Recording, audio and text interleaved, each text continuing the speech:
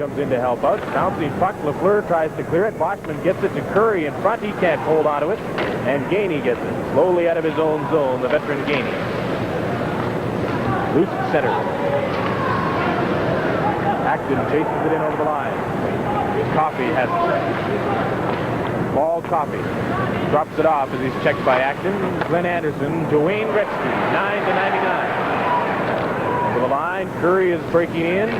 Curry can't get it. It's loose in front of the net as Curry goes after it. Bill Root with some help from Tremblay recovers. The Oilers are all over the Canadiens. Now it's a 3-on-2 for the Canadiens. Matt Naslund right in front. Tremblay couldn't get it at the side of the goal, and the Oilers will come back.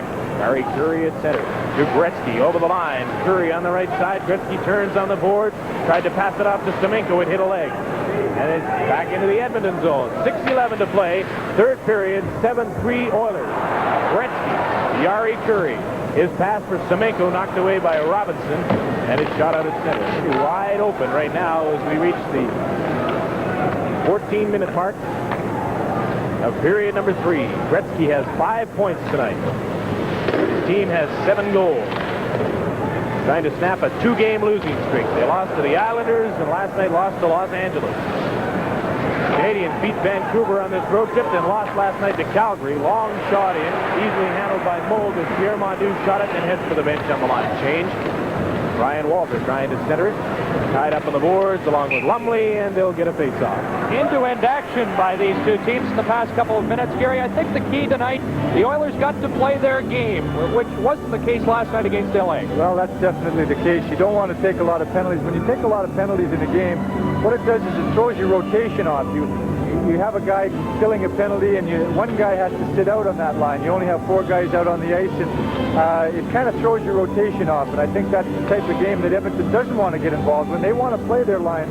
Let them go. They're used to playing with one another. Let them go, and don't break up the lines with penalties and stuff like that. Now we're going to see one of the great situations in hockey. It's one-on-one, Carbonneau on Moog.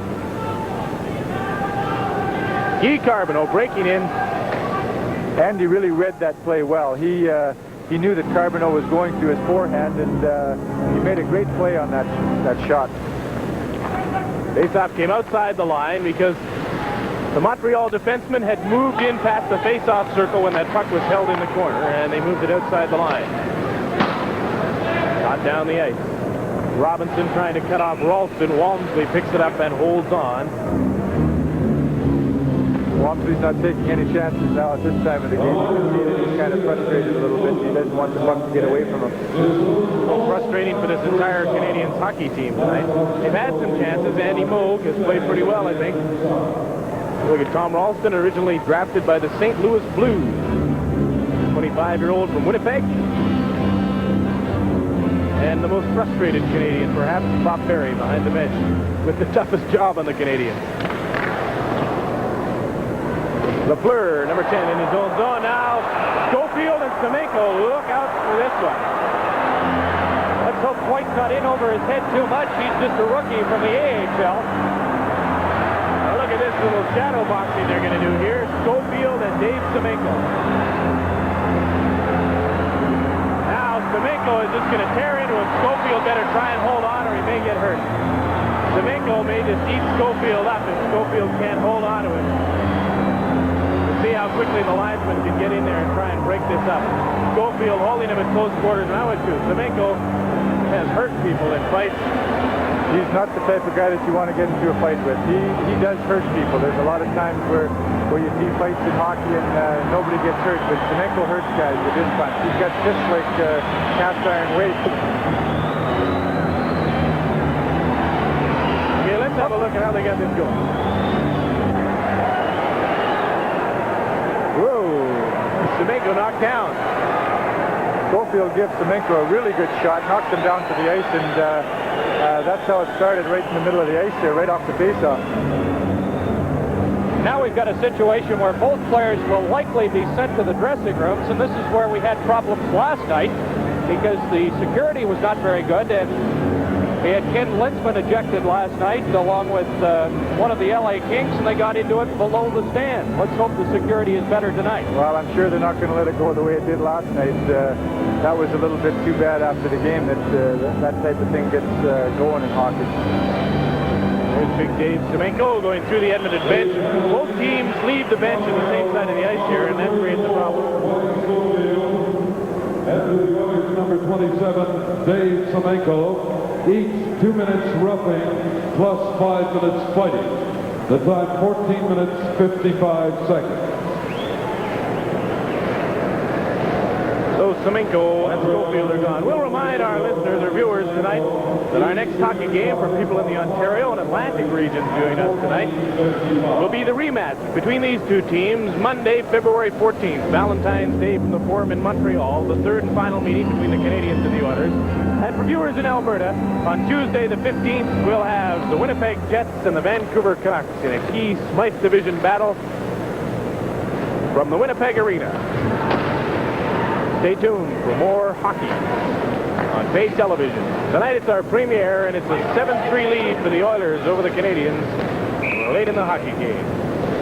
Play is whistled down, and it's icing charged against the Oilers. It'll come back the length of the ice. There's the Canadiens heavyweight champion, Chris Nyland, who serves the same responsibilities as Dave Semenko with the Edmonton Oilers. I guess most teams have one player of that nature on their club. Well, they try to have a player like that on each club, but I think it's getting more away from that now that they're trying to play the Russian style of hockey, where it's more skills, more Europeans in the league, and it's good for hockey that they are getting away from what they call the goon tactics.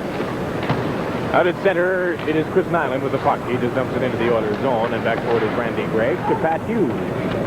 Gainey in there checking, gets it to Nyland. Scrambly play on the boards now, and Boschman will hold on. Gary, you raise a point about trying to get away from that, although I think with the National Hockey League allowing teams to dress the extra player this year, it was very accommodating to teams who wanted to carry a heavyweight though. Well, the problem is, I think the difference is, not the problem, the difference is that the players that are heavyweights now, as you say, have a little more hockey skills. They're not just there to fight. They can play the game too, and that's where they're not getting carried away that way. 4.5 minutes to go. 7-3. Oilers leading the Canadiens. This victory tonight will give the Oilers the season series over the Canadiens. They'll have 2 victories, but the Canadiens will get a chance to get some measure of revenge later on. Anderson in over the line, cutting for the slot. Backhand shot. Walmsley stops it and holds on again for a faceoff. Good rush by Anderson. I've got one more question on this aspect of the goon.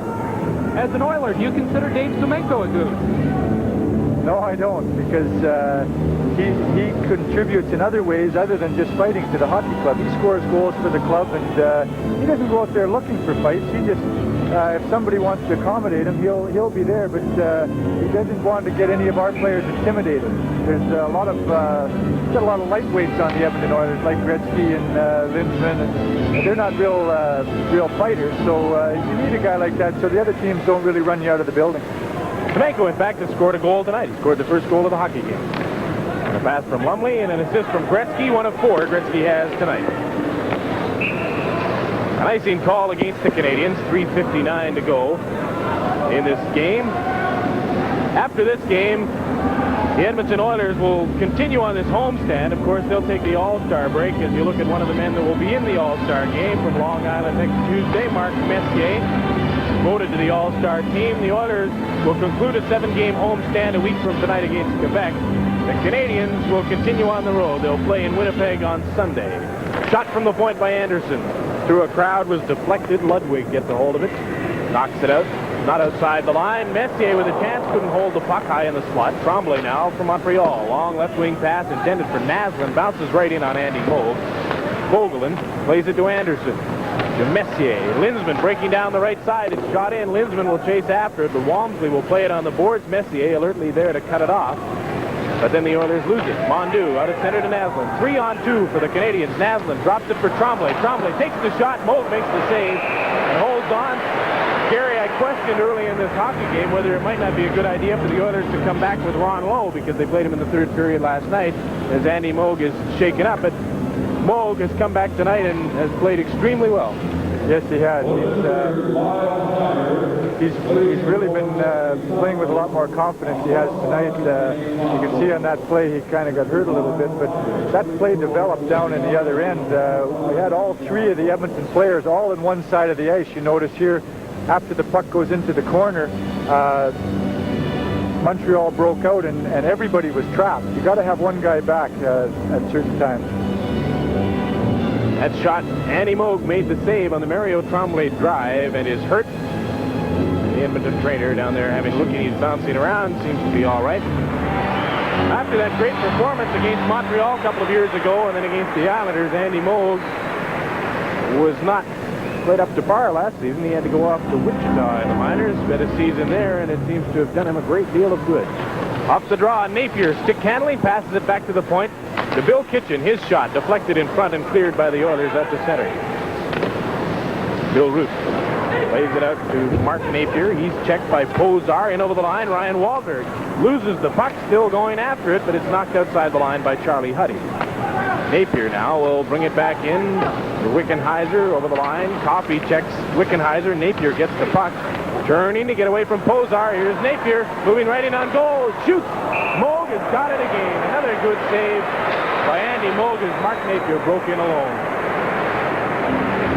Well, that was some excellent stick handling by Napier. He was really handling the puck there, going, I think if there hadn't been so many players in front of the net other than Andy Moog, he probably would have scored the goal. But Andy made a great save. He didn't give up on the puck. Napier actually had him beat, and Andy went down with his stick and stole it off him. Gretzky at center, wins the draw against Guy Carbonneau. Don Jackson gets it back to Gretzky, and out come the Oilers. There's a pass to Curry, breaking away, backhand shot. Walmsley made the save, and Curry was looking for his hat-trick goal. He has 2 tonight and 30 on the season. Comes the third Oiler to reach the 30-goal mark tonight. Steve Shutt coming back from Montreal. Randy Gregg steers him into the corner. Curry comes in to help Gregg. Checks Steve Shutt. The loose puck is picked up by Carbonneau. Back pass to Lafleur. Lafleur looks around, gives it to Carbonneau. His shot. Moog makes another save and holds on. Shots are now 48-34 in Canadiens' favor. Well, you can see how Gretzky can pinpoint that pass. I mean, he's just unbelievable when he makes a pass. It's right on the guy's stick all the time, and you can see why he's got so many assists. You watch him every day. Are you still amazed every time you have a look at him? Well, I think you appreciate him more. The more you see him, a lot of teams, they only see him 3 times a year, and the more you watch the guy, the more amazing you really realize he is. With the 5 points he has tonight, Gretzky now has 137 on the season as it deflects into the crowd. I want to mention something to the folks, particularly down east in the Moncton area that might be watching tonight. They've seen Grant Fuhr and be in for another treat. Gary Younger, I understand you're going to take a trip down to Moncton and play a little hockey for the Alpine. I'm a little bit short on lobsters right now, so they're sending me down to pick up a couple cases. I'm going to go down for a couple of weeks, and I haven't played an awful lot in the last couple of months, so they're going to get me into some game conditions with the Moncton team. Hopefully they can show me some pointers. They run out of room in that building. They're getting 7,000 since Fuhr came down there to put in some extra seats. Guy Carbonneau tries to center. It's at the side of the net. Moog has a hold of it again and gets the face-off. Actually, this is the best pressure that Montreal has put on all night. They've been, in this period, on top of Andy a little bit more than they were in the first 2 periods, and that's the way they've got to play if they want to beat a team like the Oilers. Perhaps the Oilers slowing up a little bit now with a 4-goal lead and less than 2 minutes to go in the hockey game. They can afford to, I suppose. Face off to the right of Andy Moog.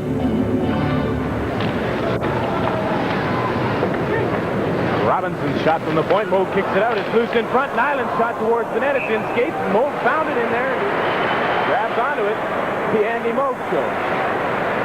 This is a great game for Andy Moog. He has been struggling lately, and a game like this is really getting his confidence back. I think, especially against Montreal, because they're a great hockey club. They've got a lot of firepower, and they can score goals. So you've got to give Andy a lot of credit. I think the difference in the game has been the goaltending. You can tell by the shots on net.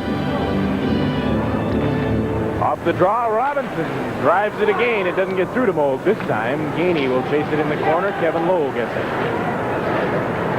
Lowe can't clear it against forechecking of Bob Gainey. Fogelin will get a chance to get it out. Robinson pinching on the boards. With some help from Gainey, keeps it in.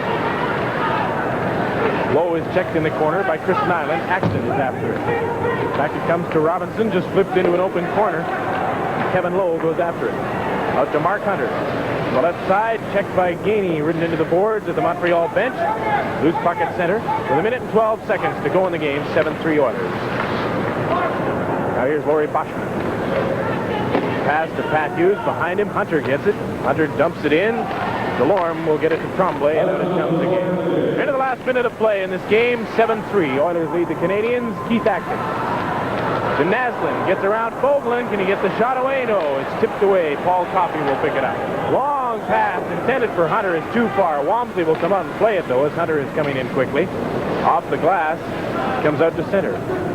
Coffey, ooh, there was a chance for Naslin to deck Gretzky from behind. A lot of guys would have jumped on that opportunity, but Mats Naslin did not.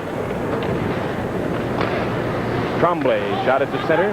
Charlie Huddy lays it to Gretzky, tipped in over the line. Posar going for it. Delorme gets control of it to Naslin and out to center. And here come the Canadiens, somewhat maybe their final rush of the game. Mondu for Robinson, shot wide. Moog will hold on to it at the side of the net. This has not been a terrific homestand, I don't think, for the Edmonton Oilers, Gary. They've now playing their 6th game. They've lost 2 games, won 2 and tied 1. By their standards, it's probably not the greatest. And when you can beat the Montreal Canadiens, no matter what kind of team Montreal has, you're still beating that famous Canadian crest, and I'm sure it's a confidence builder. Yeah, they've got a lot of tradition there in Montreal, and you can see even by this game, they're down 7-3. None of the players on the ice have quit. They're always pressing for that next goal, and you can never count Montreal out. They'll be there when the playoffs start. Ryan Walter and Randy Gregg tie it up on the boards. Now going after it. Wickenheiser and Lindsman. It's still caught up in skates. Now they'll play it. The time will run out. And the Edmonton Oilers will register their 2nd victory of the season over the Montreal Canadiens. They won 5-2 in December. Now they win 7-3. The final shot's 51-34 in favor of the Montreal Canadiens. And I'm sure that the Canadiens would like to have that first period back to play over. They were down 4-1 right after the first period, and really the first period was all Gretzky. He set up all 4 goals, and all of them pretty nice plays. Well, when you get that far behind in the first period, it's awful tough to come back against a team like Edmonton, because they're an offensive type of a team, and they're not going to let you come back. They played very strongly. I think they needed that type of a game to strengthen their not just their defensemen as far as defensive play is concerned, but the whole defensive attitude toward the team. And to stop a team like Montreal and only let 3 goals scored against you, that's got to be a plus for Edmonton. All right, Gary, the final score, Edmonton 7, the Canadiens 3. Let's go down to Chris Cuthbert. So a big win for the Edmonton Oilers tonight over the Montreal Canadiens. A goal and 4 assists for Wayne Gretzky. Let's check the Adams Division standings. The Canadiens, with the loss tonight, remain in 2nd place in the Adams Division. They are 10 points back of the Boston Bruins, and more importantly, just 6 points ahead of Buffalo. And the Oilers now 18 up on Calgary. We go back down to ice level for the 3 stars of tonight's game. Here are tonight's Molson Cup 3 stars, as chosen by Dick Dubé of the Edmonton Sun. Tonight's first star, number 99, Wayne Gretzky.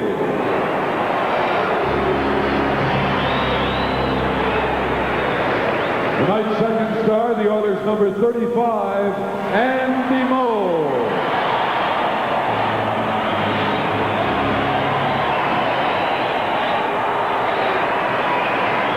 And tonight's third star, number 4, Kevin Lowe.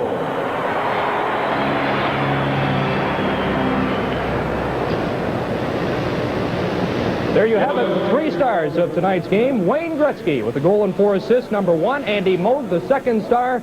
And Kevin Lowe, the 3rd star, as the Oilers beat the Canadiens by a score of 7-3.